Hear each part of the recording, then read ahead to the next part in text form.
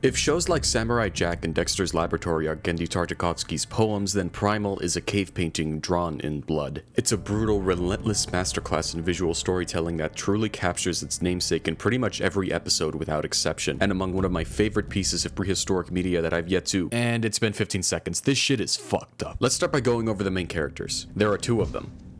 That's it, at least until season 2, but we'll talk about that later. Spear is a caveman, living in what I can best describe as primordial soup. He lives a primitive life of hunting and gathering with his mate and 2 kids, a classic nuclear family. And of course by nuclear, I mean everything blows up not even 5 minutes into the first episode after he watches them get eaten by dinosaurs. Why are humans and dinosaurs alive at the same time? Who gives a shit? After deciding not to end his own life following the demise of his family, he follows another tyrannosaur to its nest in an attempt to seek some form of revenge, but winds up finding out that not only is she different from the ones that wronged him, but she too has babies of her own, which promptly get eaten by the same tyrannosaurs. It's at this point Spear realizes, oh shit, she's just like me for real. So they decide to team up and kill these guys, sticking together afterwards for survival. And to horrify. Mind you, not a single word is said by anybody during these events, and yet you know each and every thought that's running through the heads of these characters. Their facial expressions, body language, the animation, all of it comes together in a way that makes Primal's visual storytelling nothing short of amazing. But don't let the lack of dialogue fool you, for the inhabitants of this world have other, more sophisticated ways of communicating with one another.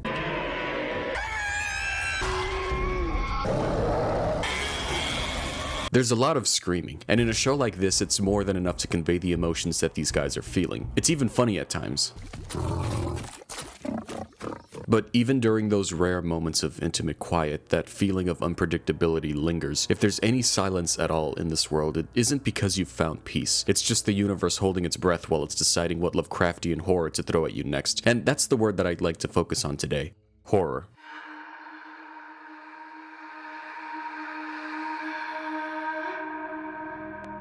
Remember earlier when I said that Spear was a human? That's actually only half true. We see this man routinely commit Herculean feats of athleticism that would make Eddie Hall's nutsack shrivel up, throwing a wooden spear clean through a Tyrannosaurus chest cavity, fighting literal dozens of wild dogs with arachnoid knuckle dusters. This man was burnt to a crisp after fighting a literal demon from hell and still got it up. Which is to say, you just have to be Spear's level of build different to be able to survive in this level of shitfuck. It's basically Ark Survival Evolved, this show. We don't talk about this! In episode 8, Coven of the Damned, Spear and Fang, that's the Rex I forgot to specify earlier, happen to stumble upon a bunch of wailing old bitches in the middle of the forest. I call them bitches because it rhymes with witches. Also because I'm incredibly sexist. Above them is this dude they seem to have tied up who is just screaming his ass off. And according to my incredibly perceptive narrative analysis, that means something bad is about to happen. Eventually, a faceless witch comes down on what I assume is a pteranodon and shapeshifts into, your guess is as good as mine, but it seems like this form allows her to suck the soul out of this guy and transform it into a baby witch for another member of the coven to raise. They aren't based on any real-world occult lore that I could find aside from the broader concept of practicing magic. Mind you,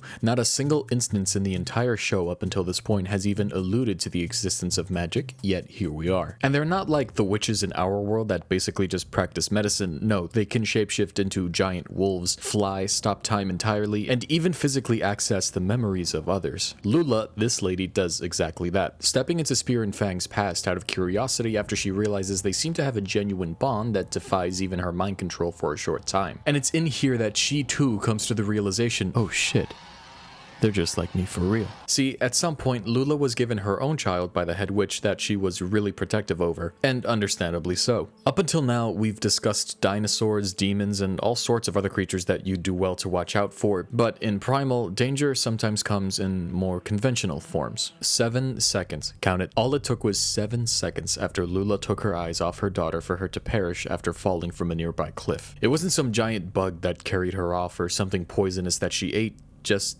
a fall. It seems anticlimactic, disappointing, but one could argue that it's almost merciful when you stop to think about the other horrors that might have awaited her in the dark. And death, devastating as it may be, brings people together. Lula relates to Spear and Fang enough to save the two of them, betraying her coven, her leader, and sacrificing herself in the process, reuniting with her daughter to show that despite all the despair, the heartache that permeates the very fabric of this world, even women have feelings. All this witchcraft and demonology also suggests that a god exists by proxy, which begs the question, will Jesus eventually be born? Maybe. And that's the thing that I love about this show. Anything can happen at any time and it'll make sense because neither us or the characters have any choice but to accept it. Cryptids and dinosaurs are in my top 5 favorite things in the world list. Here's the rest, and here's the full list. So the Night Feeder episode was exactly what I wanted from my balls to the wall prehistoric show. We open with the slaughter of a saber-toothed cat, followed by the first-person perspective of some thing dashing through the trees without rhyme or reason, chuffing and sniffing out potential victims until it finally comes across a prototriceratops that it promptly tears to shreds. A bukkake of gorgeously animated guts and viscera fly all over the screen before we cut to Spear and Fang just listening.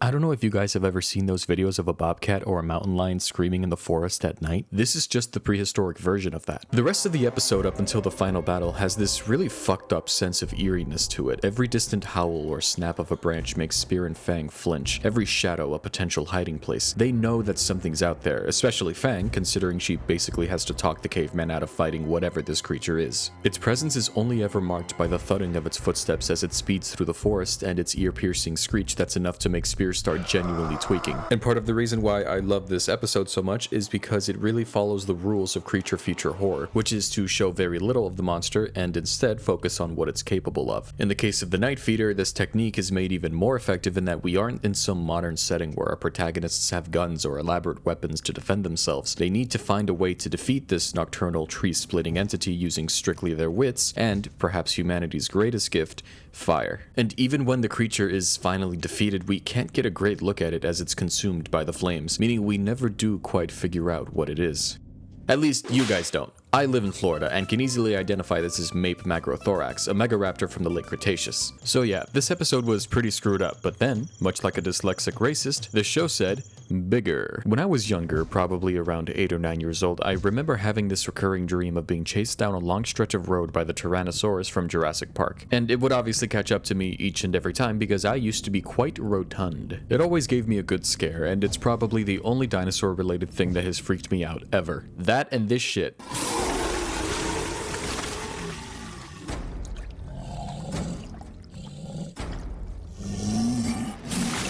I remember watching this specific episode outside of a McDonald's after school and just being genuinely perturbed at what I was seeing. You don't usually think of herbivorous sauropods as an active threat since they're usually too big to care about anything going on around them, which is why Tartakovski decided to ask, hey, what if we don't do that? In reality, rabies is a virus that specifically affects mammals, but it looks like in Primal, whatever this plague is, affects reptiles as well, and is transferred to the sauropod after having been bit by a rabid parasaur. Almost immediately after, the dinosaur begins to experience fatigue, green discharge from its nostrils, tearing from the eyes, and throws up gallons of blood after drinking water, making it hydrophobic, which is a trademark symptom of rabies. This is about the part of the episode where I said, oh, this is getting kind of spooky. The sauropod begins to turn green and its skin starts to quite literally drip from its body. So he starts tweaking and slimes all of his day ones. I mean, there is nobody left. And as the infection progresses, his body is literally rotting at the seams, but it still manages to gallop.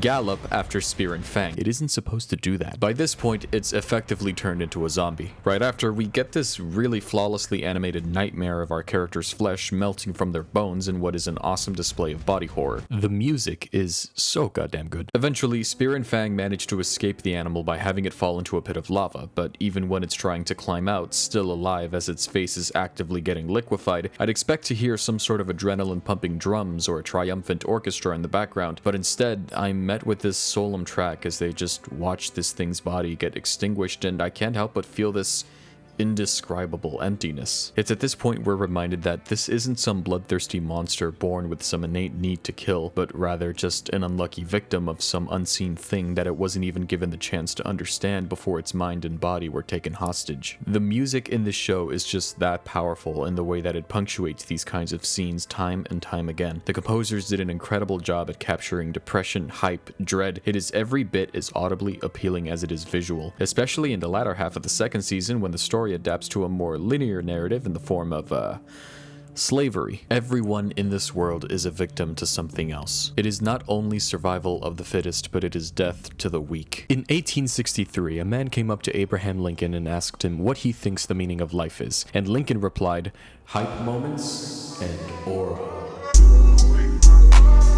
He also said something about honesty, I guess, and I'll be honest with you, chat, I don't know how to segue into this next part. So we're just gonna talk about ape men. At some point, Spear and Fang manage to come across a small oasis tucked away in a secluded part of the jungle, but they aren't given too much time to enjoy it before they're kidnapped by a race of primitive apes and taken to what looks to be Portland, Oregon. However, unlike Portland, these guys seem to have some form of societal structure. Up until this point in the story, pretty much every other threat that they've dealt with has been some sort of wild animal or a natural disaster, but these apes seem to be organized. We see them holding some form of gladiatorial ritual in which these gorillas beat each other to death, with the winner being allowed to take a sip of the forbidden goop and transform into...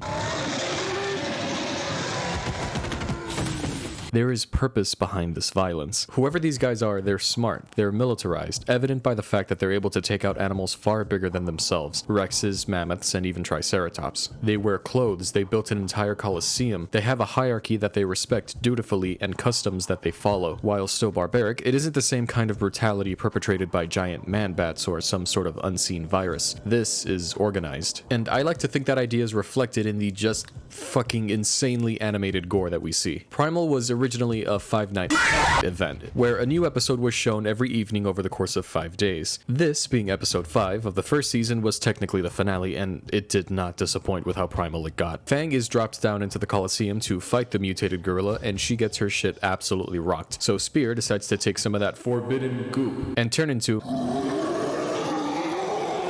What follows is just absolutely brutal. It's the first time in the series that we see intestines and spines flying all over, eyes popping out of skulls. This guy was backhanded into a Twizzler. This is all to say that every single time you think the show has gotten comfortable with what it portrays, it continues to push the envelope in ways that nobody could possibly expect. For example, as of making this video, Season 3 was just announced a few weeks ago, which appears to follow an undead Spear fighting his way through...